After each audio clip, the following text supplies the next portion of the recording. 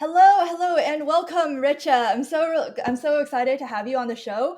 Um, and I know we've been scheduling this all around over and over again, and I'm glad we're finally got a time. So yeah, for those who don't know, Richa is my co-founder and partner in crime at Coach Viva, our our weight loss and behavioral change business. And yeah, so Richa, feel free to say hi. Hello, everybody. I'm very happy to be here. Lucy's been talking about starting this podcast for such a long time, and I'm glad that I not only get to listen, but participate now.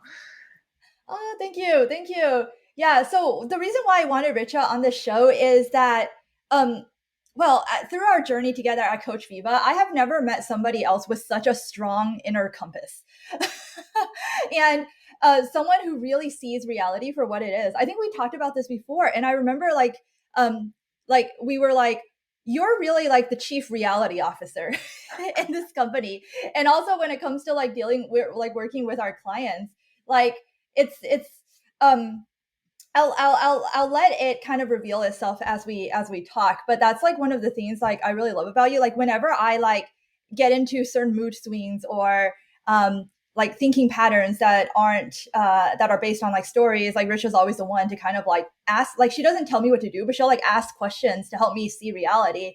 And that's something that I've always really valued and been like that's really cool. Thank you. And it takes two, right? Yeah. Yeah, yes, thank you. So yeah, I want to just like start I start all these episodes off with asking my guests about like, they're like how do they decide to be where they are at today? So I'm very curious like what your story is from like, coming going to university to working at Microsoft, which is where we met when we were both working at Microsoft, and then deciding to start Coach Viva. Like how did this process take place? That's a good question. I think that's such a broad question. Uh, yeah, so I guess when I started off, I'll just start at the beginning. When I started in high school, I think one of the things that I really wanted to do was study in the US. I think I had, through media, through talking to people on the internet, which was new at the time, I was fascinated by the energy and the opportunities that I saw inside the US. So that was definitely a goal of mine. And I convinced my mom, who convinced my dad, to let me come here. And then once I got here, I felt a very deep cultural fit, which was actually very nice. I don't know if I was expecting that or not expecting that, but I remember feeling that I fit in a way that I hadn't in other places. As you know, like I tend to be a very straightforward person, and at least in Indian culture, or at least the culture, the part of Indian culture that I grew up in, there's a lot of um, there's a lot of reading between the lines. And I'm not very good at reading between the lines. And it's almost a bad thing if you call out the stuff between the lines because, it's like social faux pas to do that.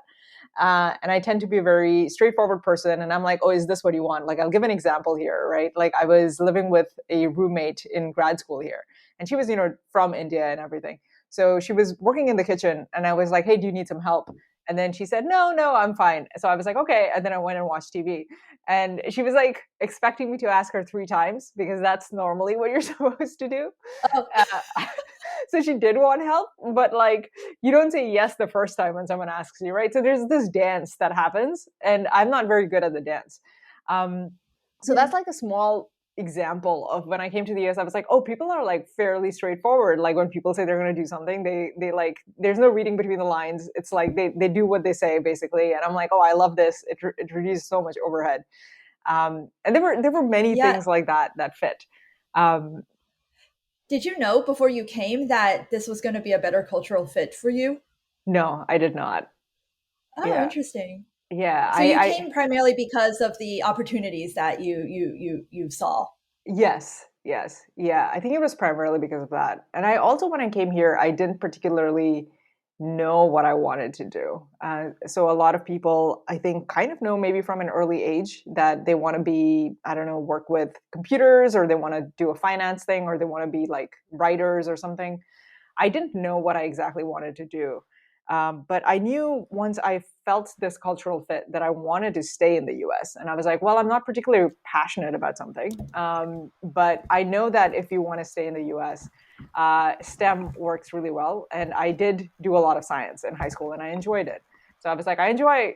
The problem is like you enjoy a lot of, like, by you I mean me at least, like I enjoy a lot of stuff, right? Like if I spend enough time on art, I'll start enjoying art. If I spend a lot of time on science, I start enjoying science. If I spend a lot of time on, writing, I start enjoying writing.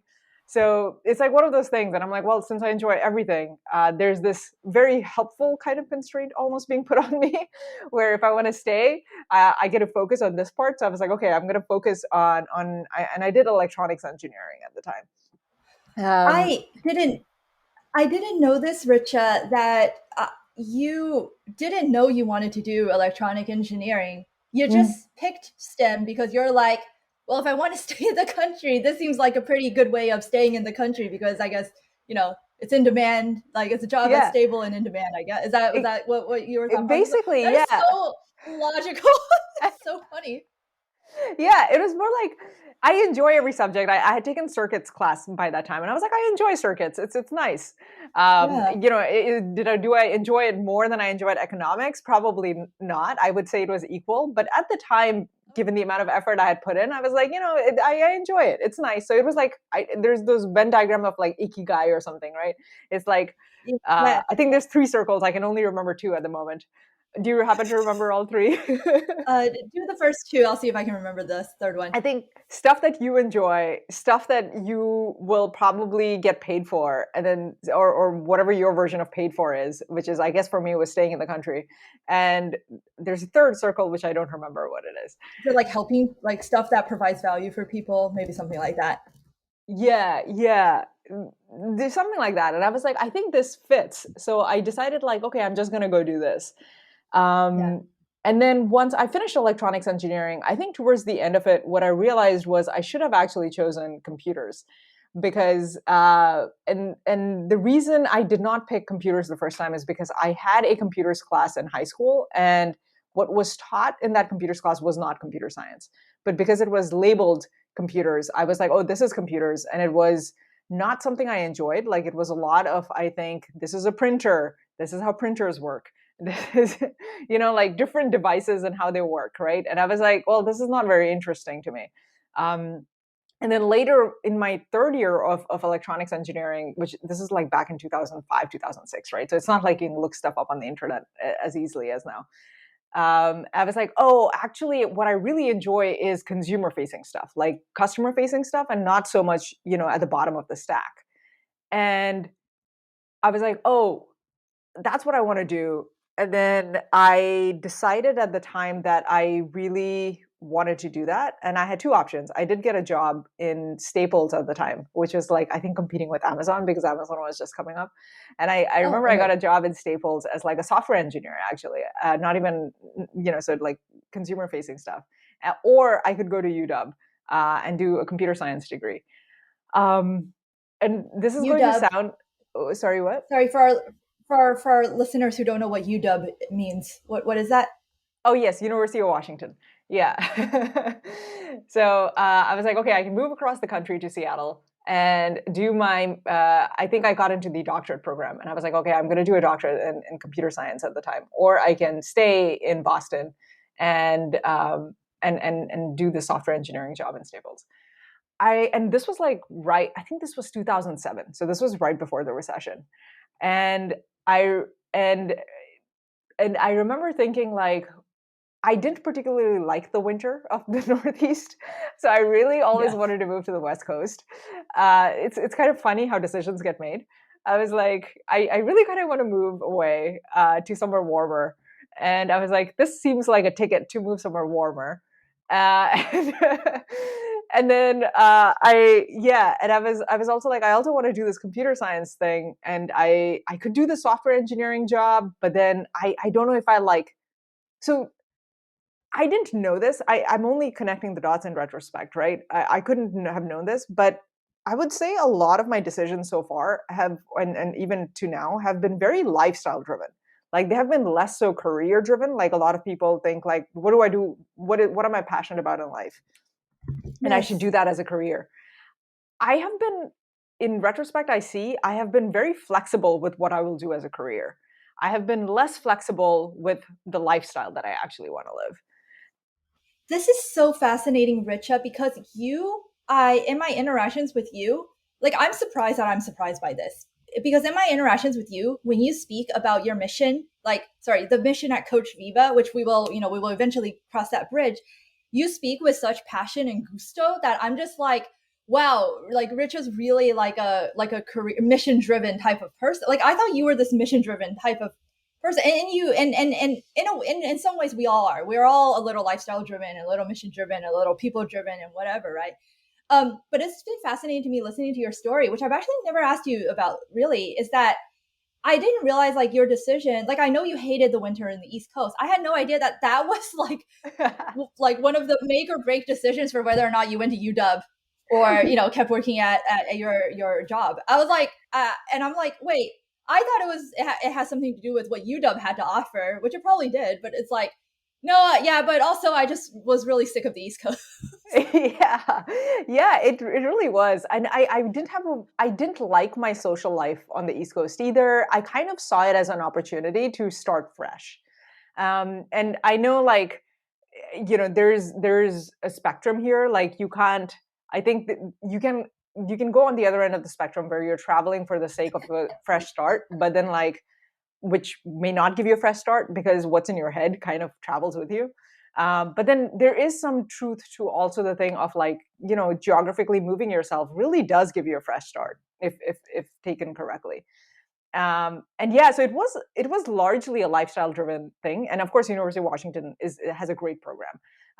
That was also really helpful. Like I think if I had gotten into a school which wasn't as good as University of Washington, maybe I would have reconsidered it. Like maybe I wouldn't have made that move. So there were a lot of factors in it, but it helped that the other choice was already really good from a career point of view, but also from a lifestyle point of view, it just gave me the fresh start that I really, really wanted. Um, Yeah, and you're that's really cool. I think that's sorry. I think I just wanted to Mhm. mention that I feel like it's a very um not it's not a thing I hear very often, that the thing about also prioritizing your lifestyle choices in your decision making. I think that's a thing a lot of people like deprioritize. Like that's like the last thing they think about. And I guess by other people, I mean myself. When I say other people, I'm always just projecting myself. So I thank you for mentioning that. Yeah, sorry, go Yeah, on. absolutely. Yeah. And like I said, I didn't know explicitly that this is what I was doing, but it's very clear to me being older, like looking back and being like, this is what I was doing. Right. And then once I got to University of Washington, I was doing the doctorate, and I remember I enjoyed, University of Washington has an excellent program. Like if you want to do a doctorate, it's a really good place to do it. They're very, um, there's a very good relationship between your advisor and you. Like they give you a lot of flexibility that I've heard a lot of other schools won't give you, especially as a graduate student over here.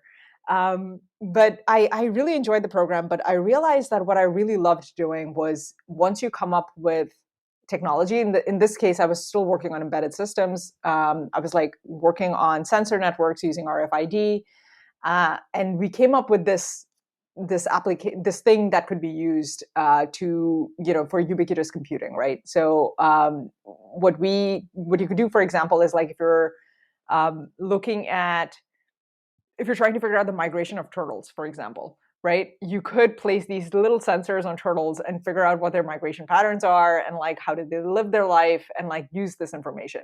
You could use this in elderly care homes, right? You could see like if this person is okay or not okay, depending on like what items they're picking up and if they're actually taking their medications and things like that, right? And that was the interesting point, that once we have figured out an application for it, I really wanted to invest time in actually in actually developing those applications, because then the engineering starts, right? There's the science of it, and then there's the engineering of it, is how do you make it user friendly? And I realized over time that I was really interested in the engineering part, maybe even more so than just coming up with the technology. So I decided to leave after getting my master's. Initially, actually, I wasn't that sure. I took a sabbatical. Like I was given a 1 year leave, and I could come back to finish my doctorate after the year if I wanted to. But once I joined Microsoft as a program manager, this was in Visual Studio, which was developer tools. I realized I really enjoyed being a PM, and that was also a serendipitous finding, because I always like I said, I've enjoyed many different things, but there's a difference between enjoying things and something that you feel like you're meant for, you know? Oh And yes, this. Oh, before we continue, so a PM is a program manager, Mhm. and which is different because than a software engineer, right? Because based on what you're saying, I think like naturally you'd think, oh, maybe I want to be a software engineer, but you didn't pick that. So yeah, is that related to the difference between what I'm interested in versus like what I feel is meant for me? Yeah, there is. Yes, exactly. And if I had to pin why I felt that way, so I knew there were people, there were roles like software developers, and I knew there were roles like software developer in test, right? Like I knew there were those two roles, and I think I would have done like fairly good at it because I enjoyed the subject matter and everything. But I think what drew me to the PM role was the bigger picture thinking. Like I have always really enjoyed, like I think I enjoyed the idea generation and strategy and like setting direction part, and pushing that along, like being the person spending most of the time doing that. I think I enjoyed that role, is a much more natural fit for me than the role of the person actually who sits down and actually like types every line of code, or like tests every line of code. And that felt a lot more natural to me. And I kind of knew that even through the projects that I did in college. I usually fell into the role which was a PME role, even though it wasn't labeled as such. So I'll give an example here. I remember we had an electronics project in college, and everyone just had to create a radio, right? And if you're just creating a radio, there's not many ways to get that wrong, right? It either works or it doesn't work, right? And I was like, I think we should have like some kind of oomph to the project. And I was like, you know what we're gonna do? We're gonna make this like a presentation. This is going to be like, we're not only just going to create the radio, but we're going to have like this PowerPoint presentation, which is beautifully put together, that tells the history and weaves together. It's like basically storytelling combined with here's the radio we made, right? Because everyone else is just going to do here's the radio we made. And I was like, no, we're going to like make this a performance of some sort, right? So we went ahead and Yeah. did that, and we were one of the first teams that did that. And I remember if you got like a 99 on 100 or something like that on it.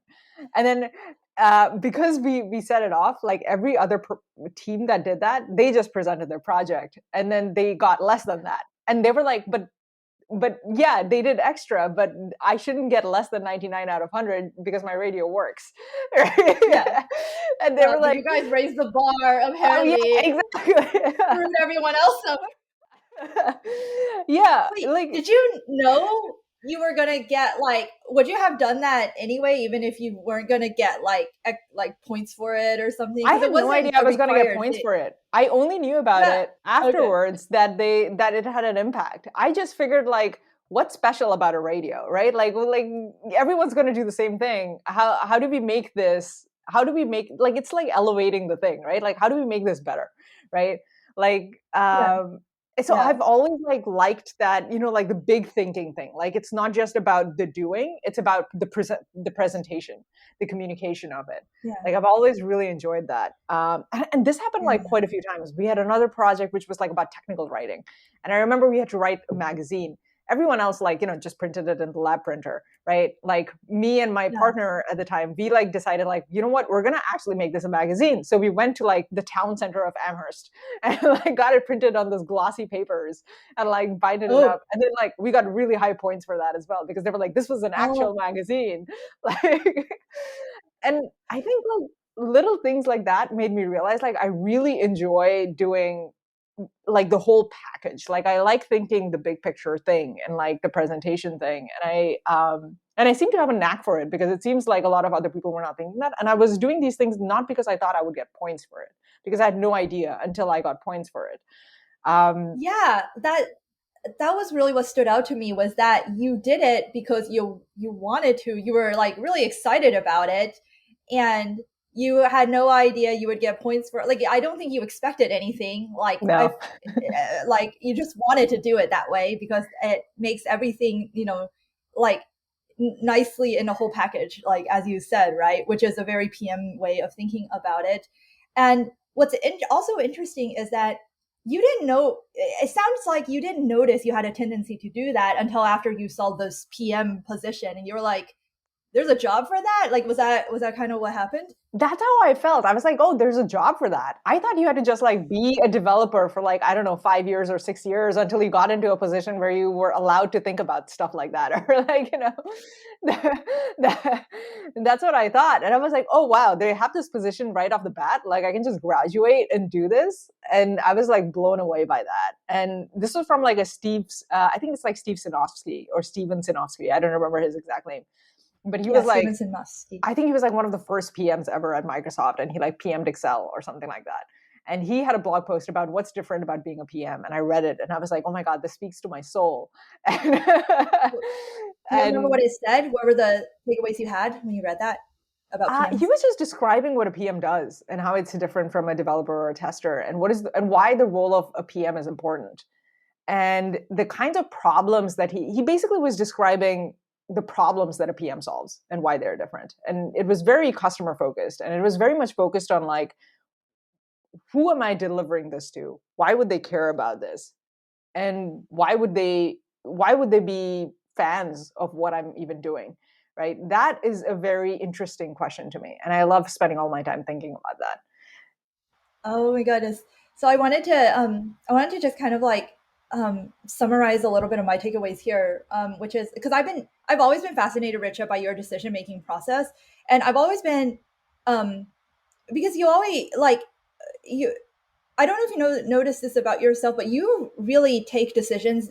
You really make decisions like pretty quickly. I would say, like you probably stew about it for a while, but then once you make a decision, you're like committed to it. And then once you're committed to it, you give yourself permission to change your mind too, which is like not. It's a very rare occurrence. Like as you're telling the story, like one of the things I realized is that like your realizations, often a lot of your big realizations about like what you want to do, that came after you already started doing something, and then you're like, well, I do enjoy this, because you apparently enjoy everything that you do, Yeah. which is awesome.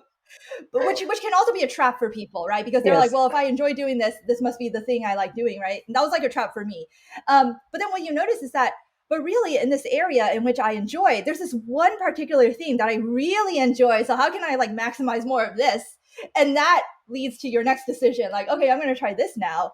And then you're not, and I that so it's never like almost like a one or done like switch. Either it's like yes I like it, or no I don't. It's like yes I like it, but within the thing that I like, what do I like less, or what do I like more? And then you know whatever the next opportunity is, let me pick the one that optimizes for the thing, more of the things I like and less of the things I don't like as much. And that includes lifestyle and not just what you're working on. And then I think the other thing is that, yeah, you let yourself change your mind when you said you just decided, I'm not going to do a doctor's anymore. I'm just going to get my master's and go work at Microsoft, because that was appealing to me. Did you ever have any doubts at all? Like, oh, maybe I should, finish my doctor's because that's what I, had already committed to doing. And I don't know, maybe that's what people expect. Cause I feel like I would have some of those doubts. Yeah, it's very common actually. I read about that after I had left, that a lot of people finish their PhD not because they wanted to finish their PhD, but because they're committed to it. Uh, and apparently, the study also said that men are more prone to it than women are, in PhD at least. Where Yeah. they're just like, I started it, so I'm going to do it, and I don't quit, that kind of thing. I don't remember feeling that way. Um, I think because it was not a part of my identity, I guess. I don't think it's a there I first of all, thank you for pointing out that I had already been starting doing all of those things before I figured out like it wasn't like a brand new thing. It's like I was already doing some of it, and that's what allowed the realization to happen that, oh, I really enjoy the PM part of it. I just didn't have a name for it. I actually hadn't noticed that until you just said it. Yeah, I don't think, because like I think a lot of people think that people just sit down. Like you talk, the way you talk about what you do sounds like you were a person who just like woke up one day and realized you wanted to do this, or like journaled about it and then eureka, had a eureka moment. But I'm like, no, that's not what happened. It's you learned as you were doing things, Yes, um yes. about I yourself didn't and what realize you that wanted. actually, but you're right. Oh, yeah. Yeah. No, I was definitely doing that. And I think even for the question that you asked for the PhD thing, like I was doing it and I was like, I noticed that I really wanted to do the engineering part. It felt like we were stopping too soon. And I realized why we were stopping too soon because as a university, that's not what you do, right? You don't create, you know, businesses. What you do is you find inventions, right? You discover inventions, kind of thing. And I was like, that makes a Right. lot of sense that And this is that the other role. people take and then create businesses. Exactly, exactly, yeah. And I'm like, I admire both sides of the coin, right? But I feel I would enjoy the engineering part a lot more than I would enjoy the invention part. I'm okay with other people doing the invention, and I just get to make the invention a thing for people. um so I guess this goes back to the thing of like, what is the life I want to live, like what is the lifestyle, right? And to me, like I was like, okay, what would I enjoy doing on a day-to-day basis? And I would much rather enjoy the process of like seeing people use my work and have it benefit them than never meet these people and come up with the invention and only indirectly know that I've impacted all these people. Right. I think to me, it's really important that I hand things over to people versus I hand things to other people who then hand it to other people. Um, Right. and uh, so I think that's why maybe I did not have that much of a problem with it, because it goes back to the life that I want to live. And also, I admire very different types of people, right? Like I admired the scientists, I admired the business people. So I'm like, I could pick either. I was doing, I've told you the story. I was doing like masterclass.com, and the woman who runs Vogue, she was on it, and I'm not at all a fashion person. Like I think I'm the last person who thinks about fashion at all. And even Yeah. going through her class, and it was supposed to be about leadership, but she talks a lot about fashion in it. And even then, like you spend, the 4 hours or whatever it is with her, you can't help but become interested. I'm like, oh, this is actually a very interesting problem that she's trying to solve, right? Like she is talking about self-expression, which is very important as a human person, right? Even my ability to not understand fashion to a degree a is a self-expression, right? Yes. Right, it's like the people who say like I don't like feelings, it's like, yeah, you feel that you don't like feelings. You know what I mean? Yes. Yeah. Your reaction is still based on a feeling, and I think it's the same thing here, Yeah. which is like my not choosing to participate in fashion trends is a fashion choice, right? There's no not doing fashion. Just like there's no not having a feeling. And Yes. so I'm Yes. like, I enjoyed her master class, I enjoyed the fashion thing. I was like, in a different world I can see myself being kind of fascinated by what the even fashion, right?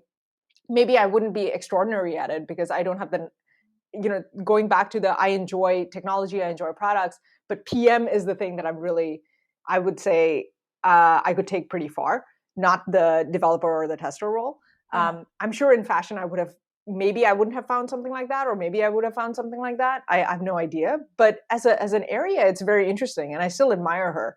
And I Yeah. admire. I have increased admiration for people in the fashion world, which is an area that I don't even think about. Right. So I feel like there's people with Yeah. such diverse interests that I admire, that I don't feel it's a bad thing to choose not to go in a direction, because I admire those people, but I also admire all of these people. And it's just like, it's a win-win. You just pick the subset of people Yeah. you want to follow.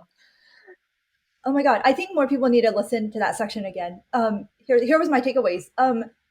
You it's very interesting because it's almost paradoxical because you said because I can admire so many things, which is also I think related to why I think this is also why you can you can enjoy everything if you do it like long enough, right? Like there's you say like you can admire so many different people, and because you can do that and you can see yourself doing it, it you're not like here's my interpretation, you're not like your identity isn't tied to one thing or the other, and you don't necessarily feel that need to tie your identity to anything, and that actually gives you the freedom to just commit to one thing and then just take it, like just go with it. And it's almost like that's the part of your, by not choosing these other things, that's a part of your self-expression, the same as choosing the thing that you want to do is a part of your self-expression. And it's this whole like there's no, you're not chained down to, it's not like once you pick something you're married to it for the rest of your life, right? Yeah.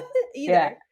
um yeah, that's a really, i I think especially a lot of people that are graduating right now, like coming out of college, it like I hear a lot of questions about like what do I want to, what like where can I, like the ikigai, right? They want to find the ikigai kind of role, but then it just freezes people a lot because they feel like, oh, I need to find it or else I'm gonna um actually more closely related to people that I talk to, which are people who have been in a job for a very long time, like years or a decade, and then they realize I was only doing this because this was something I thought I should be doing, maybe because I tied my identity to it or achievement reasons or whatever, and now I really want to do something I love, and if I don't get it right this time, then I'm just going to lose another 10 years, and that's like not necessarily true. Just because you're a wiser person, if you are a wiser person now, you shouldn't need to spend 10 more years on something that that does not spark joy. And I think the fluid way in which you're kind of navigating these interests and these passions and are helps relieve, at least for me, it helps relieve a lot of that uh like the sense of burden that if I pick one thing, it better damn well be the right thing, or else I'm stuck with it for a long time. I don't think Yeah. reality works that way. Yeah, yeah. Do you feel that part of the reason people feel that way is because they feel like the 10 years thing, it's a waste or something like that, if I didn't pick the I will right thing? speak That's an amazing question. I will speak only for myself. And yes, there's a part of me that felt like, oh, I wasted, not the years were a waste because I learned, but I wasted a lot of energy. And there's a part of me that's afraid that if I pick the wrong thing, I'm going to waste more I'm going to exhaust myself more. And I really want to preserve my energy, because everything else in my life falls apart when I lose my energy. So that's what that is. I do think, at least I do think there are for, but I do think that a lot of people also think that they've lost like actual years of their life, right? And so Hmm. it puts them in a panic mode. Like I already lost 10 years. I only have so many more years before. I did feel that way about relationships. Like after my 8 year breakup, a breakup with someone of 8 years, I did feel like I lost time. Yeah, and I didn't feel that about work. Work was more I lost energy, and I'm afraid I'm going to lose energy again if I keep going down some path. Relationship was like, oh, I lost time. I'm not getting any younger, and Yeah.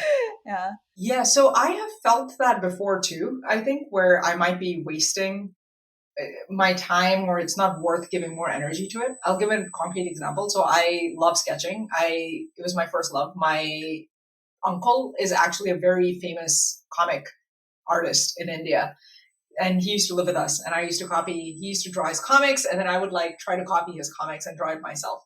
So I've always enjoyed doing that. And I, in fact, thought I wanted to be an artist as well, until I figured out how hard it is to make it as an artist. And then I was like, I don't know if I enjoy it that much, and I decided not to do it. And I was like, okay, it was something I put some energy in, it made, it was maybe like, by definition, it could be considered a waste, quote unquote, right? But we're doing storytelling, right? Like we're doing these videos as part of Coach Viva, and it's kind of come back, right? Like the way to think in shots like that, which are basically comics, and how are we going to actually tell that in video format, right? like it comes back and becomes useful again. And I've found this so many times in different types of things I've poured my energy in the past, is it's like there's no love that is wasted, is what it feels like. If you Yeah. enjoyed it and if you loved it, it's amazing to see now that I'm a lot older and I have more dots to connect, like how it just comes back into your life and you're like, oh, this is still actually helpful in either the meta, which is in the thinking of it, or in reality as I'm producing this work. Yeah. That I love that. And yeah, I think I've noticed that too. Like yeah, I mean it sounds like because when you were talking about the art, it's like when you were doing the art, like there was and you liked it and you enjoyed it, so there was like a part of you that was learning about things about art that's not just how to draw, but like all facets of what makes art. And it's like the more like kind of like umbrella skills or ways of thinking that can be applied in like many areas of life. But that skill is always a part of Richa. Like that didn't go away just because the art supplies went away. Right? Yeah, that yeah, that's yeah. still with you. Exactly, Yeah. exactly.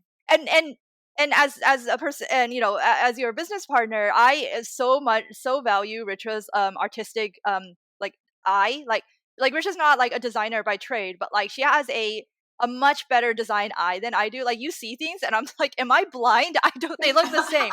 But um and you're definitely like a very like visual person, and I do think it like elevates the qualities of like our thumbnail or some our videos, etc. So yeah, Yeah, like no I love is wouldn't wasted. consider that to be a waste.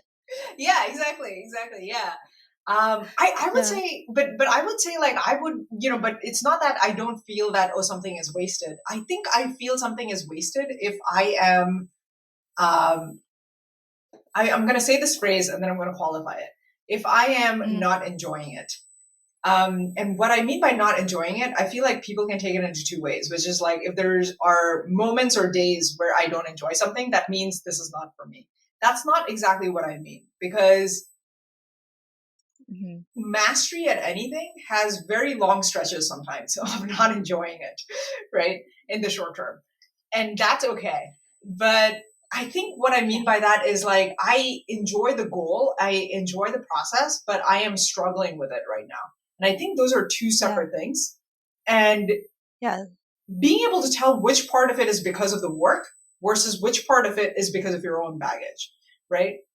And I think that's where people get confused a lot of times, right? Like, so I'll give an example, right? Like, I took taekwondo as a kid, right? Oh, and okay. I really enjoyed doing taekwondo, right? And the reason I stopped doing taekwondo had nothing to do with taekwondo. I actually really enjoyed taekwondo. The reason I stopped doing it is because I didn't want to wake up at 6 a.m. And Another lifestyle decision. yes, at the age of 8. Yeah, I was like, yeah. At the age of 8, you already decided your lifestyle was important. Yeah, I was like, it's a Yeah. Sunday. I don't want to wake up at 6 a.m. and I have to. This is like hardcore in Asia, right? Like you run barefoot Yeah. on like concrete roads and whatnot. And I was like, I don't want to live my life like this, Yeah. right? So I was like, okay, so there's the lifestyle part of it, which I don't like, right? But it had nothing to do with the art itself. Like I actually really enjoy the art, and maybe if the art was presented to me in a different environment, I would have liked it, right? So that's like one case study of it. I think there's another case study of it, which could be like, I can't think of an exact example, but like there could be things where, okay, let me take. So I had imposter syndrome when I was in like pretty like maybe until the age of 27 or something. I had like pretty bad imposter syndrome, right? And there would be subjects that I had taken. I don't remember which were they, but I remember in certain subjects when I took them, I felt the people who were speaking up knew what they were talking about, and since I was not speaking up because I didn't know what I was talking about, that subject wasn't for me, right? If that is my own baggage, right? It has nothing to do with the subject. If in retrospect I look back at the subject and I remove my own baggage of the imposter syndrome and how I felt about it, I actually genuinely enjoyed the subject. Right? If I Hmm. was being given private tutoring for it, where I didn't have to see other people who were quote unquote doing better than me just because they were speaking up in class, right? I would have actually continued with that subject, right? And I would have really enjoyed it, right? But so my enjoyment of it in the short term was what I thought wasn't for me because I wasn't enjoying it had nothing to do with the subject. It had to do with my own baggage and what my own self-esteem was at the time, right? And I think separating those two is really important when we talk about whether we're enjoying something or we're not enjoying something. Are you not enjoying something because of the subject or the effort or the activity, or are you not enjoying it because of the story you're telling yourself as you're doing it, right? Yes. I think Yeah. that's so important. Do you I was going to ask, do you have any ways that you know of to be able to figure out whether it's an internal baggage versus like an internal story that you created, or because it's the subject itself? The only way I have figured that out is when people ask me questions. Like, I'll give an example. So I was graduating from college, and my cousin was like, "You should apply at Google." And Google at the time was like, this was back in 2007, right? So Google was hot, right? And it was like this hot new startup, right? It's only been like 5 years or something that they were alive. And he was like, "You should apply to Google." And all the answers I gave, if I had given answers of why I'm not applying, which was more like, "Oh, I don't enjoy the product. I don't believe in the mission. I don't like the work," like things like that. Those were not the answers I gave as to why I was not applying at Google at the time. The answers I gave was, "I am not good enough." They're like, like, I am not good enough to join Google. Those guys are so good, right? My quality is so low. They would like, even if I went there, they're just going to reject me. What is even the point of doing this? Like, maybe this is a very black and white kind of answer, but that really stands out to me that I didn't even try. Like, the answers I gave had everything to do with me and had nothing to do with them. Right. And I think that's where it comes down to. It's like, why am I not doing this? And if the top of mind answer has everything to do with you, in a way of like psychologically, that is a surefire sign that you probably would enjoy doing that thing. I think I would have enjoyed working at Google in 2007, right? Yeah. I just never gave myself permission to do it, to even try. Yeah, I think that's super helpful. Like I find that question, oh my God, there's so much power in asking questions. But then I think like, and then paying attention to what you're actually saying in response to that, so that you catch yourself doing that. I wonder if like, the Richa who had, by the way, I know you had imposter syndrome because you've told me it before, but I'm always surprised when you say it because I'm just like, Richa, as Richa as I know you, recently, is like, Richa doesn't have imposter syndrome, but like, yeah, it's good. It's like, wow, I guess even Richa has imposter syndrome too, but I was wondering, back in, when you thought like you were the only one not understanding what was going on in the classes because everyone was talking and you weren't, if somebody had asked you, so Richa, if somebody came and privately tutored you and you weren't with other people, would you still be, would you enjoy this? Would you like that? Would you enjoy that? Do you think that would have been a good question to ask back then? I think that would have been a good question to ask, because I would have been like, yeah, actually I would.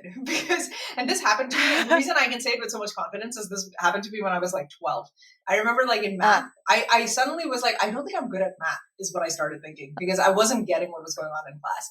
And then I had an uncle who was staying with us at the time, and he was like, "Oh, what are you studying?" And I started showing him what I'm studying. And he was like, and I was like, I don't completely get this. And then he was he was a good teacher. So he explained, I remember it was just like literally 2 hours with him where he explained this concept to me. I don't even remember what part of math it was.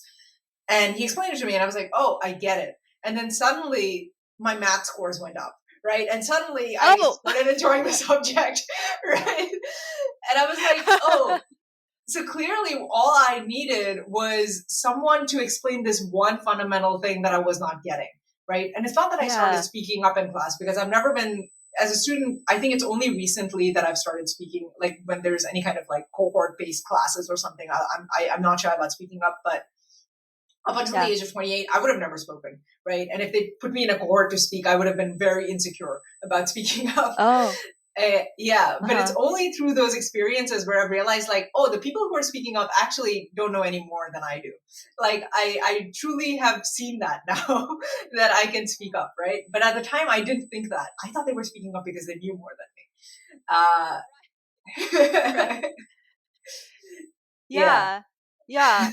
That I'm glad I'm glad your uncle was there to help you like unblock that one thing. And it's really interesting that you mentioned that it was really like just like one thing, like that you were getting blocked on, and then kind of like that helped you soar, I guess, in math. I'm sure there were probably other things, but yeah, I think that's something, and that's something that we, I think, teach our clients in Badass Body Boss too, is like the bottlenecks in thinking and big rocks, thinking, which is like, like there's so many, like most of the time there's like just a handful of things that you need to work on in order to like unblock yourself and make progress. It's not like you have to do everything. Exactly. But it can feel that way. But it can feel that way if you don't know what that one thing is. Exactly. Yeah. And it can take you down, at least by take you, I mean, take me down the wrong paths, right? So yeah. Like I'll give an example here. So I was like, let's take this example of like, I'm actually not good at the subject, right? Like, let's say I decide I'm not good at electronics, right? Or whatever major I'm in college. And this actually happened to me where I was just like, maybe I'm not like that good at this thing, right? So there's the work, and then or the game, as I sometimes call it. Like, there is the actual game, which is like the work that you're doing, right? So if you are studying electronics engineering, it's actually knowing electronics, right? And then there's the meta of the game, right? Which is the environment you're in, which is cool, right? You don't actually need to know electronics to ace electronics, right?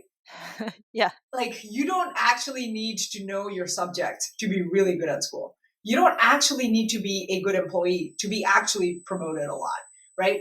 There's the game, and then there's the meta of the game, right? And the problem that happened with me is when I decided that I was not good at the game, is I became too good at the meta of the game, right? I remember there was this subject called, like, I think feedback loops or something like that, in signal processing or something. And I, to this day, have no idea what it actually means. And I remember I got like a 98 on 100 on it. And a friend of mine who actually enjoyed the subject got like 80 something on it, right? And, between the two of us, if I was an employer, I would pick her over me at that time, right? Because she actually understood the subject, and yes, she got an 86 on it, right? But I kind of aced it just because I knew how exams work, right? I was like, they give you a study guide here in college. They allow you a cheat sheet. You can kind of reverse engineer what is going to appear on the exam if you've seen enough exams, right? Yes. Like, you can kind of like debug the process of like the person who created the exam, right? In which case, you don't have to actually learn anything. You get the exact right things from the book onto the cheat sheet, and you're good to go, right? Right. And as a result, I don't think I actually learned anything in college, to be very honest. I don't remember anything. And that is not a meaningful way to live your life, right? Because at some point you start kind of, number one, is really bad for your self-esteem, because you have confirmed that you're an imposter, because you actually are at this point. By you, I mean me, right? Like, I actually am an imposter in this case, right? I actually don't for the know. Classes. Yeah. You're an imposter for the classes, but not for playing the meta game, I guess. Exactly. Yeah. Because that's what you were actually doing. Yeah. Exactly. Yeah. And if I'm joining an employer who's hiring me based on my grades, they would think I'm really good at this thing, right? But I know I'm an imposter. I actually don't know the thing. I was just very good at the meta game of school, right? So like, it has such a cascading effect, right? Even if I wasn't an imposter and I really just needed to understand this one thing, because I believed it and I went with it, I created this whole notion of just like, okay, since I have decided I'm not good at this thing because I don't speak in class, I'm going to even opt out of the game itself. I'm going to opt out of actually studying and become good at the meta game. And now I have become an actual imposter, right? And yeah. And then if you take this far enough in life, like, you have trapped yourself in really low self-esteem because you have an imposter and you know you're an imposter this entire time, right? And Yeah. you are also leaving a very empty calories kind of life because you don't really know what you're doing, right? Yes. Like a lot of joy in work comes from meeting, right? Because you really believe in what you're doing and you're excited about what you're doing and you're learning, right? But you have opted out of learning. Yeah. And it's a very I feel really called out in this story that you said, because I was also very good at the at the Mm-hmm. metagame. I also don't remember much of what I learned. But what's interesting is, yeah, you said it's damaging to your self-esteem, and I also think, like, because the metagame is so, it's also so externally dependent, because it's like you're doing it to get a reward from an external, like, criteria, right? Like, they Mm-hmm. decide what's an A and what's a B and whatever. You don't get an internal reward of doing that. Maybe you, I don't know, unless you do. I don't think But so. I felt like I got dopamine hits when I Yeah, got my grades back. But dopamine hits aren't the same as, yeah, like, enjoying the process, yes, which you get when you make those, cool presentations, right? For a product. Like, that's not a dopamine hit. That's a I enjoy the process of it. Yeah. So yeah. That's being a and I craftsman, yeah, right? I enjoy learning. I craftsman. enjoy, yeah. You're being a craftsman. You're really enjoying the process. That's what being a craftsman is, right? Yeah. I also Yes, exactly. And okay, so on that note of I really want to also ask you about yeah, so you were at Microsoft doing PM, which is like apparently this job you didn't know you wanted, but once it's there, you're like, oh yes, this is it. Even though I didn't know it, but looking back, yes, I've done all these PME like things, and there's a job for that, sure. And what made you decide to quit Microsoft and start Coach Viva? And I'm assuming this was like a series of also lifestyle choices and Yeah, learning on the job what you like, what you didn't like, and it wasn't like, man, I've been having this mission this whole time in my head. Yeah. yeah. No, definitely not that. Yeah, it was actually, now that we've connected the dots so far, it was very similar process all over again, right? So the first 4 years, it was just learning how to be a good product manager, right? How a program manager, as they call it in Microsoft. So it was two things. I was learning the game, which is actually being a good PM, and then I was also learning the meta game, which is inherent in every company with more than 100 employees. Um, Yes. how you get promoted is not how you is not by just Be a being good excellent at your job. yeah. There's an overlap, but it's not the whole circle, right? They're two Yes. separate things. So I was learning that a lot, and I really enjoyed being a PM. I think I picked the right thing because I had done enough of it in college, and so when I went into it, it was like, oh, I get to spend 100% of my time just learning that. So that was very helpful, and I also learned a lot of the meta of the game, which was also very helpful because I learned how organizations work and basically how politics works, right? Because Hmm. I think someone said from Google, which is like the best way humans have figured out how to collaborate in a setting with more than just their family or friends is politics, right? That is the best way people have figured it out. And Yeah. it was a 101 in learning organizational, like, human psychology, right? So I was learning Mhm. on both fronts, and I was like, this is awesome. And then I switched over after the 4 years of working on Visual Studio. I switched to a more consumer facing thing, which had been a private mission of mine from the beginning, right? I started at electronics, bottom of the stack, hardware stuff, moved up to software, but for developers. And I was like, okay, what about the stuff the Yeah. developers create? Like, let's actually work on that piece. And I was like, okay, I really wanted to get to that part because I had a hunch that I really enjoyed the consumer facing stuff. So I was like, okay, I get this opportunity. I'm going to go to Cortana. And that was also the right hunch because I was like, I Yeah. really, really enjoyed working on Cortana. I really believed in the mission that we had, of um, how smart or intelligent our devices could be, and given all the data and the signals that we were getting. And I was very excited about that. And I was very excited about the very unique niche I thought Microsoft found itself in, which is Google has all of the consumer side of things, but I think we have a lot of, like, the productivity stuff, right? Like, we have Office, which is such a huge deal, Yes. right? We have all the data from Windows, right? Like, we could really superpower you as a knowledge worker. And I was like, that's the niche that I thought was very interesting for us to dive into. And I think that's where we started off at. When I joined it, it was in Windows Phone. Very excited about it. And I think what was very interesting is once I found that sweet spot where I enjoyed the work, like the game itself, the product management stuff so much, Yeah. I started kind of resenting having to even pay attention to the meta of the game, right? Yeah. Because that takes It seems like it Sorry, takes go ahead. energy. Yeah. Sorry, is my understanding correct that Cortana was meant to have been a productivity type of assistant rather than a consumer, like a entertainment or like normal consumer type of There was always a split virtual assistant? in between. Like, I think there was always like, there were people who were like, oh, we could be more consumer facing. And then there was Oh, another group. So there was like, I think there were two camps, I would say. But it was very clear, but I think everyone agreed that productivity was definitely our unique niche, right? We could be more. got it. Yeah. Right. But I don't think anyone disagreed with the productivity side. Right. And I was firmly in the Right. productivity side camp because I was like, if we're going to start anywhere, we can't boil the ocean. Right. Like that's just nuts. Yeah. Right. You got to start somewhere. Yeah. Yeah. And I was like, we should So, start here. yeah. Sorry for the for the tangent. Yeah. Sorry, you were mentioning that. Yeah, you got a little sick of playing the metagame. Yes. Do you think it was because you enjoyed the actual PM game a lot more now, or it was just like you were just tired of the metagame, or maybe a little I both? think I enjoyed the PM side more. I think I enjoyed Visual Studio a lot. Like I really enjoyed the work over there. But I would say if I had to rate it, like I think I enjoyed like 7 to 8 out of 10. I would say the Visual Studio and creating developer tools. I think like. But when it came to Cortana, I think it was like a 15 out of 10 is what it felt like. Wow. Like, yeah. Richa, you said something. There's something so interesting, I think, of what I just heard from what you said. It wasn't that you were tired, exhausted, or burnt out, whatever, playing the metagame, which is something I hear often of people who want to do a role switch. It was because doing the PM part of Cortana was so much damn fun that you're just like, I want to do more of this. This is much funner than what I thought, you know?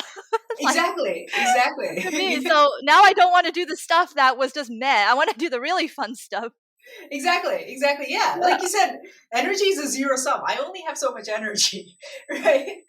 And I'm like, I want to put more energy into this bucket. And before I was like, okay, I enjoy this more than the metagame, but like, you know what? I still have enough energy to go around. It works, right? But now I'm like, I don't have enough energy to put in this metagame bucket. I really want to put it all into this PM bucket, right? So I think that was a finding that I had. And as a result of that, a byproduct that happened was I had a really good manager at Microsoft. And I think we aligned really well in terms of our values. And we aligned really well in terms of just really enjoying, the crap out of being a PM. Right. We just like loved being PMs. Right. So he would like give me, I think he's the one who actually introduced me to the whole lean startup thing, which was just starting at the time. It was like 2008, I think 2000. No, it was 2012. So it was like, I had picked up steam and it was like, you're really going for it. And I think I knew about it, but I had not read it.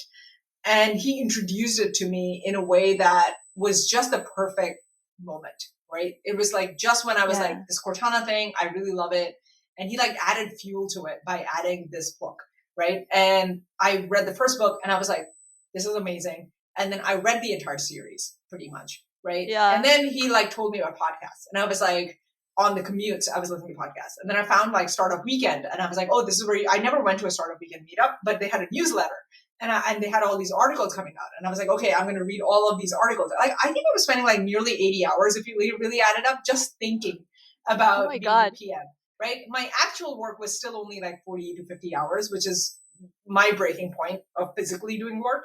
But mentally thinking about it and mulling about it, I can go up to like 80 hours, I would say, right? Yeah. So I was like, I just got more and more passionate about the space. I think that's what ended up happening. And then at a certain point, I also started disagreeing with the direction that Cortana was going in. Because the first version of Cortana was very well received, at least by PR and the media, and anyone who used it really liked it. I think it blew up in a way that I don't know if we were completely ready for, because everyone suddenly had an opinion about what Cortana should do. Right? And it's whatever their priority happened to be that they wanted it to do. Right? And it became very, we started going in directions where I was like, I'm not really sure why we are doing this. Right? Like they wanted to like, we have Echo, and then we have Google Home. And Google I think Home, Microsoft yeah. wanted to create a third one. And I was like, we're so late to the market. And there's nothing even like I felt that was a differentiator that would cause people to buy our Yeah. thing. Right. And I know we have a And really we awesome. already had a niche, like a productivity space, Exactly. right? Like you said. Exactly. We already had Yeah. a niche. We could capitalize on the niche rather than do what, Google and Amazon are doing. Let them duke it Exactly. out. Exactly. Let them duke it out. It never pays to be third in the market, but especially a product that is like, I didn't feel a unique enough perspective. Right. And like majority of the team was like focused on doing that. And Sure. I just like started feeling like, okay, this is going in a direction that what I was excited about is not happening, or there's not as much effort being put into it. And also as a result of really reading all of this stuff on the PM things, I was like, really excited about the fact that I could actually do something on my own. I think that is the other door that it opened. I kind of knew about startups and I knew about businesses, but I didn't know it until I started reading about it in the way that I was reading about it and then consuming content. And I was like, oh, I actually don't have to rely on, I don't have to like find a ship. I could create a ship. And I was like, I really started believing that. Right. And that was really powerful to me. And it wasn't a sudden jump. Like, to be honest, even like I mentioned, like the idea of Viva has been in my head, I think, for 4 years before we actually started Viva.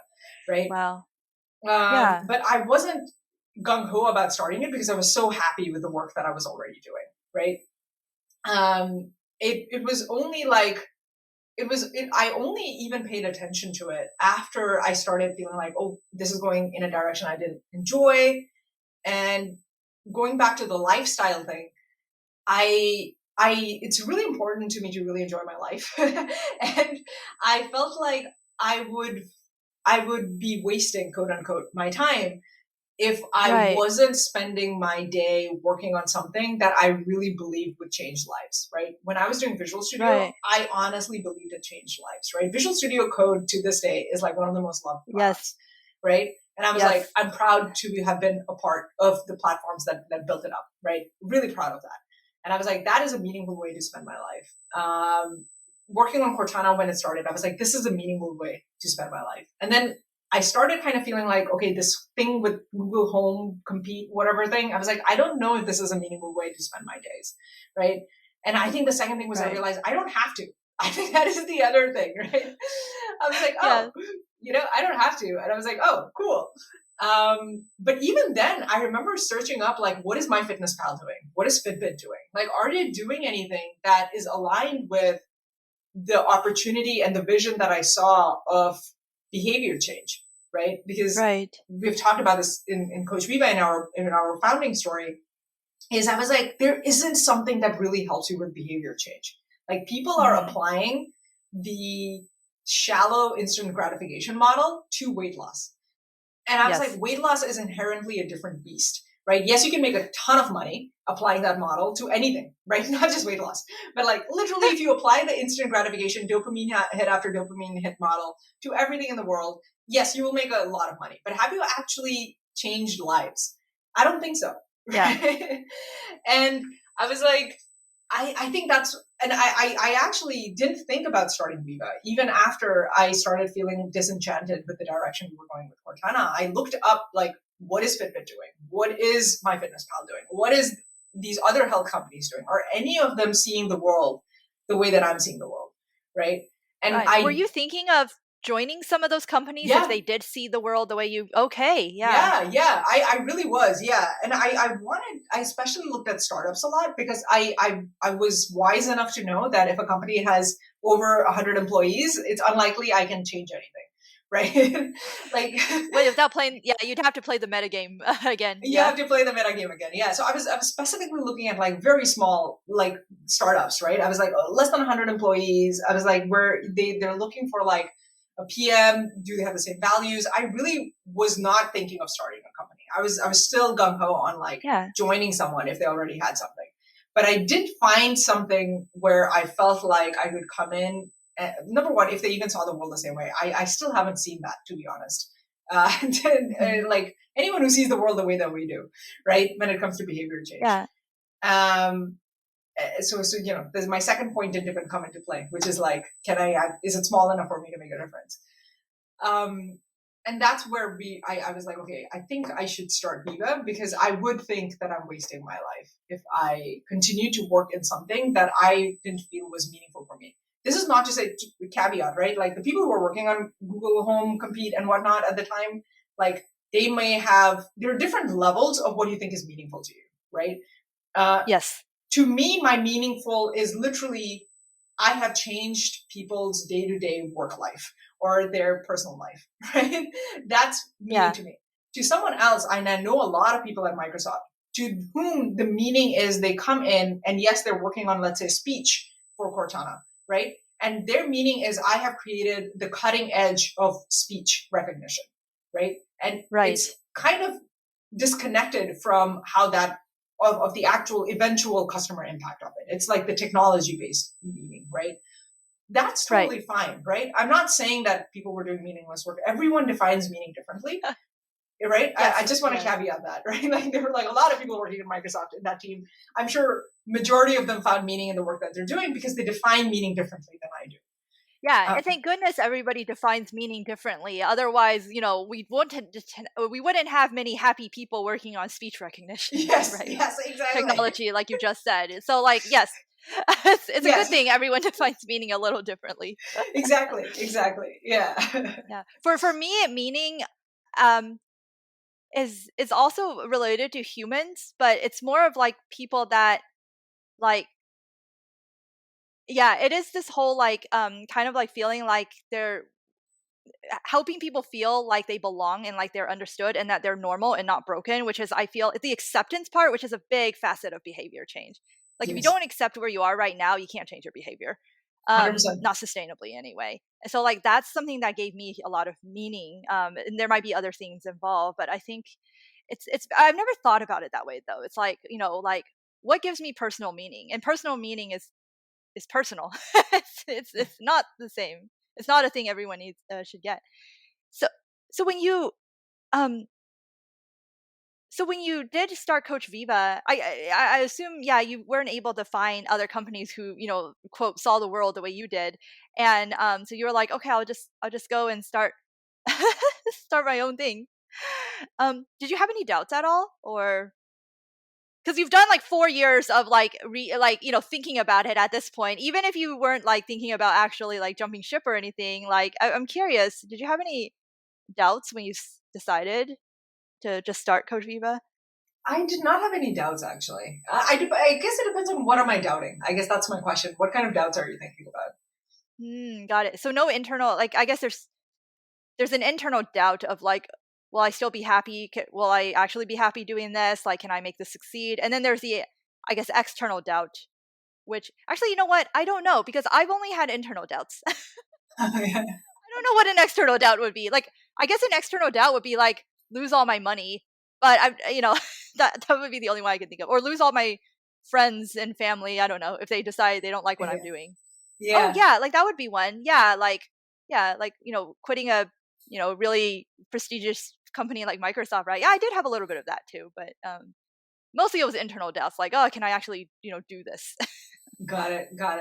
Yeah, no, that's a good question. So I think I did have external doubts because I knew that I had been wise with my money, so I was like, I think this is going to be okay.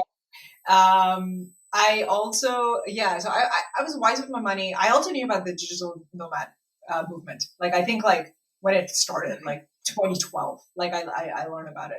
So I kind of knew about it. Oh wow, okay. Yeah, and I grew up in Jakarta, right? I was born in India, but I really grew up in Jakarta. So living in a foreign country was not a foreign thing to me, right? And I was like, in terms of external doubts, I saw so many ways I could still be happy and still make things meet that I wasn't afraid of it. I had also said no enough to what my parents told me the decision I should make. There were many times like they were like, oh, you should join the job at Staples. You shouldn't go to University of Washington. You should take that internship versus that internship. You should, do this versus that. Like, they'd given me so much advice in life, right? And I had said no to, not all of it, but like a lot of it. And turns out I did make the right decision. So I was like, I had enough confidence in my own decision making as a result of having said no enough times to what my parents wanted, right? In meaningful ways, right? I don't think I am a rebellious child at all, right? To me, the only times I say no to them, I'm not at all a rebellious child. To me, it's like the only times I say no is like when the dots don't connect for me, right? And the short-term sacrifice, the long-term sacrifice trumps the short-term sacrifice. I think that is the only reason. Like, sometimes I'll go along with them even if it doesn't make sense, because there's no long-term sacrifice that is happening, right? But so I guess I kind of think of it that way. So my parents were definitely bummed that I left Microsoft. But I was like, I think what is more important to me? What you feel right now versus me being 80 and regretting my life, right? Like, definitely me being 80 and regretting my life, which I think you would also regret. Like, you wouldn't want me to my live parents out. would also your parents would also regret it if you lived a regretful life.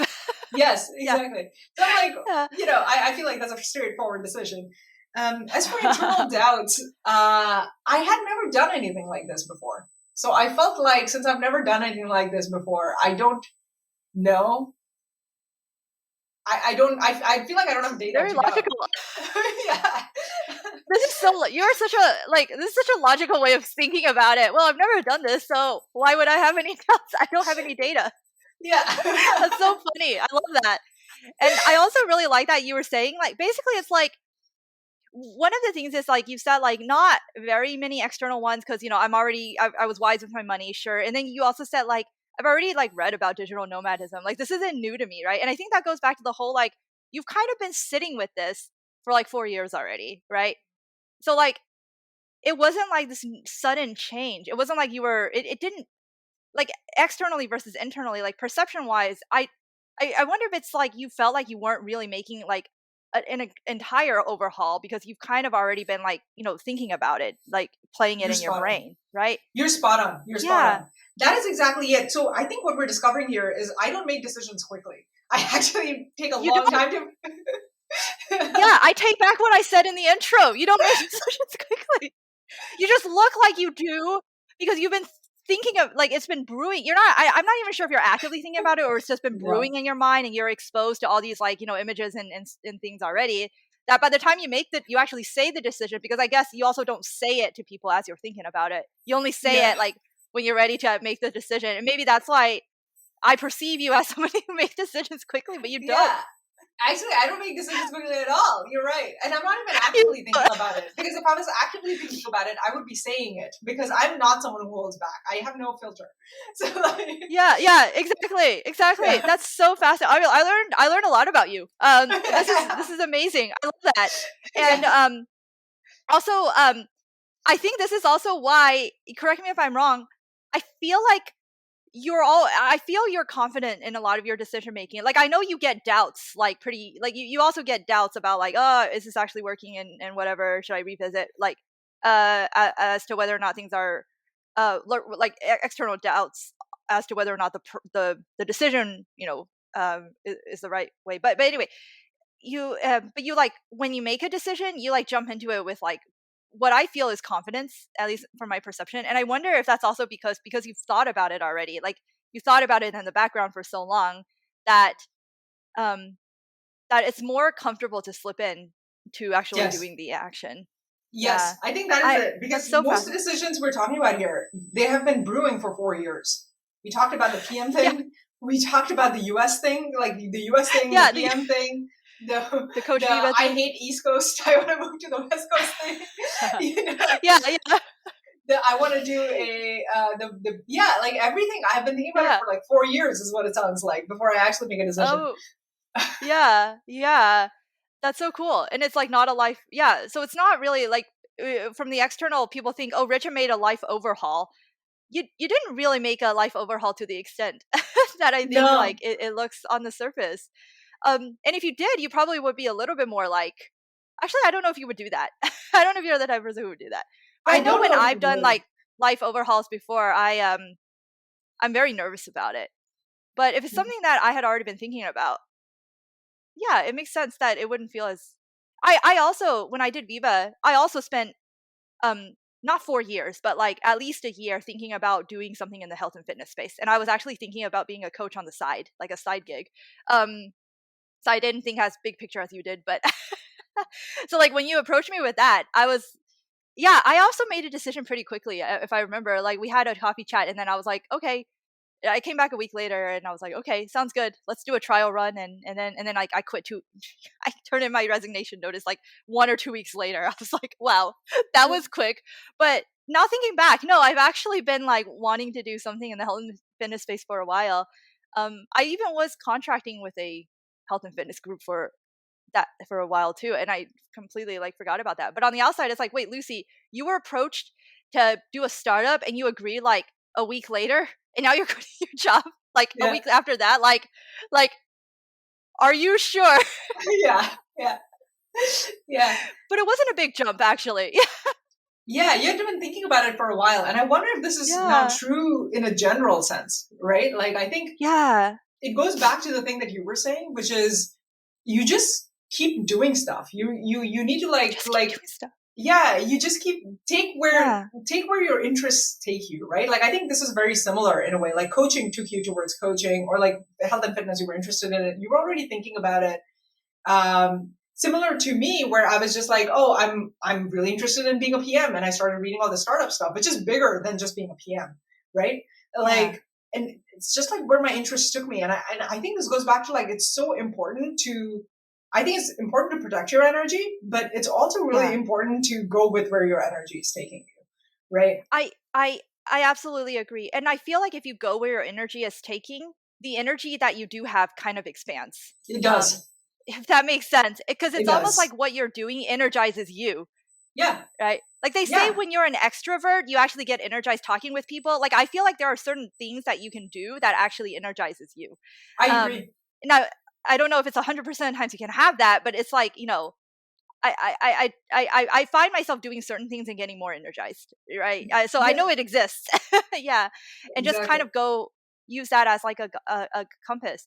I feel like you've asked some really great like you brought up some great questions in the show today, and I want to pluck that out and I'll include that in the show notes. Like questions like, when you're like, is this an internal story thing or is this about the subject matter? Like, when I'm not having fun, where is that coming from, right? Because I do, like people will quit too soon, and then like you've also mentioned some like other really great questions here, so I definitely want to include that in the show notes.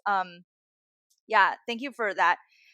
This has been really insightful. I think I want to invite you back sometime in the future because we didn't even talk about Coach Viva. Like the last 4 to 5 years through Coach Viva, I think like we've both like really grown and changed as Yes. people, and you've learned a lot. And I wish we got to that point, but I think that's going to be an entire hour now that I think about it. So that might be Yeah. a part 2 coming up. Um, and but before we wrap up, I do want to, because there's an elephant in the room that I just realized. What was it about health and fitness specific that made you want to do that? Because you mentioned you go with the flow of like where your interests are, right? We didn't talk about why you were interested in health and fitness, because you said like you were looking at MyFitnessPal and seeing like, did you want to join all these teams? So like that passion came through somewhere. Where did that happen? Yeah, so I think this goes back to the ikigai of choosing an area. So I have had a lot of personal problems. I think we've talked about in our Coach Viva origin story, which is Yeah. so my dad was hospitalized a lot growing up. So health has, and he said this a lot, health is wealth, health is wealth, health is wealth, like throughout my childhood. It's true. I agree. Yeah, Yeah. it is 100% true. Yeah. So I know it's been very important to me. But I didn't know what health was. And as a result, I think I lost a lot of it, especially after I came to the US, as I started getting older, I guess.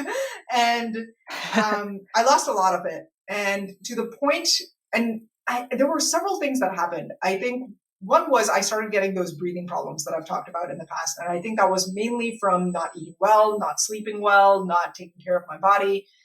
I started having those breathing problems, and medically there was nothing wrong. And all of them were like, this is probably to do with your lifestyle. If there's nothing medically wrong, it's usually to do with your lifestyle, right? And I couldn't figure out what that lifestyle needs to be. So I think that was number one. I think the second thing that compounded that was I read a short history of nearly everything, I think is what it's called, by Bill Bryson. I read that book. That book has had a massive impact on me. And Bill Bryce. Yeah, and I would say that was the tipping point, which got me rid of my imposter syndrome. I credit that book to be the tipping point. The other thing that what caused the removal of the imposter syndrome is I figured out that doctors actually are just guessing most of the time. And I kind of knew that before, but I didn't know that in a very like personal. They're black box testing. They're black box testing you. And I was like, oh my God, these people have no idea. Like before this, I didn't realize just how much security and safety I felt in my mind, knowing that if something goes wrong, I can go to this godlike person who can figure things out and like fix it. Right. And suddenly you're telling me God doesn't exist. Like that, it was literally that kind of like religious moment breaking thing for me. Oh my God. And I was like, oh my God, like I have lost my health. I'm having these breathing problems. And you're telling me that these people, nobody knows what could be happening here. Right. And so in the process of essentially figuring things out for myself, I realized I was like, I learned so much about how health and fitness works and what is given to people. And I figured out like just what a huge gap there is between what's needed for behavior change versus how people build solutions in this day and age, right? Which goes back to the thing we talked about, instant gratification, dopamine effects, like all of these kinds of things, which is important. I'm not saying you can get rid of all of that in behavior change. I think that is part of the equation, but I think everything is a ratio. That's part of it, yes. Yeah. There is a ratio of how much you lean towards one to the other. And I think since that book Hooked came out from Nir Eyal, everyone's like really into the dopamine effect portion of the spectrum, where they're just like, let me, like really hit them with extreme things and whatnot, right? And I'm like, that is not how it works. And I was like, I once I figured that out for myself, I was like, I when you figure things out for yourself, you get very passionate about like sharing that with other people and helping people not go through the things that you went through. So that was like the Venn diagram of like me, my own journey. And I think there was the other Venn diagram, which is I also figured out that I think there's a lot of value to society in doing this, right? Which goes back to my personal meaning for life. I've always been the kind of person who has been like, I want to give back a lot to society. I feel like I've been extremely lucky and privileged in my life. And instead of channeling it into paralyzing guilt, I have very constructive guilt, I guess. and I was like, this I think gives back a lot to society. There's a lot of value to society. And I was like, okay, this constrains it, right? So even if I might have other interests, like I love traveling, right? And whatnot, I was like, I don't have a very unique value to provide in travel, right?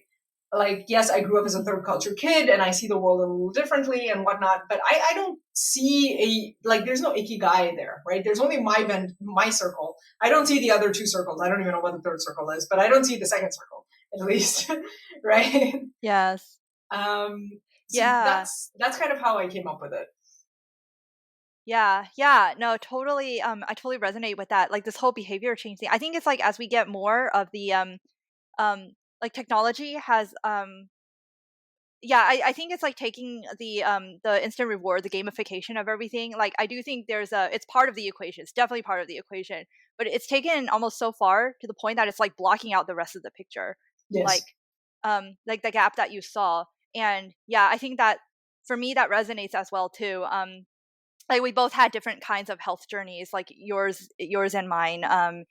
And it's interesting because if it makes it's like this is also another thing that you've been thinking about for a long time, the health stuff, right? Because you've been living it for a long time.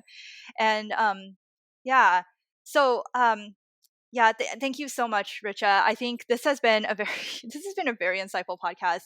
And I definitely want you to come back for a part 2. Yes. So anything you want to share with our audience about like how to reach you? Yeah, absolutely. So I'm on Twitter. So I am Richa Prasad. So feel free to, my DMs are open. So you can definitely DM me and reach out to me. I am Richa.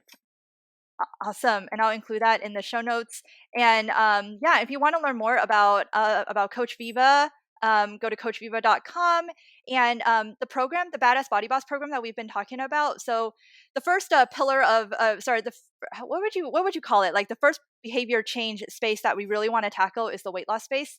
Like people think weight loss is like, the physical part of it, but there's if you've ever struggled to like lose weight like repeatedly, there is probably a like behavior change mental component to it. And so that's kind of what this program helps with. It's called Badass Body Boss, and I'll include a link to that in the show notes below. Awesome. Thank you so much, Richa. Thank you, Lucy. This was actually really insightful. I think I learned a lot about myself, actually, which goes with your podcast name, Meet Yourself. Yes, it's called Meet Yourself. Yeah. I was like, you nailed it. Yeah. And you nailed the living by learning part. Like that, you are, learning by living. That's exactly what you did. You learned by noticing yourself and how you responded to the things that you were doing. And then through that, like what you did, it seemed like those were like your biggest teachers, and the way you reacted to those things. That's like amazing. And that's like the point I would like to get across, because I think I used to be so stuck in the whole, like, I need a journal about it and then figure it out and then do it and then like stick to the script and like, have it all figured out beforehand. And that's really not, I realize how it works for most people. Yeah. Awesome. All right. Thanks, Richa. Thank you, Lucy. Have a good rest of the day. Bye. You too. Bye. Have a good one.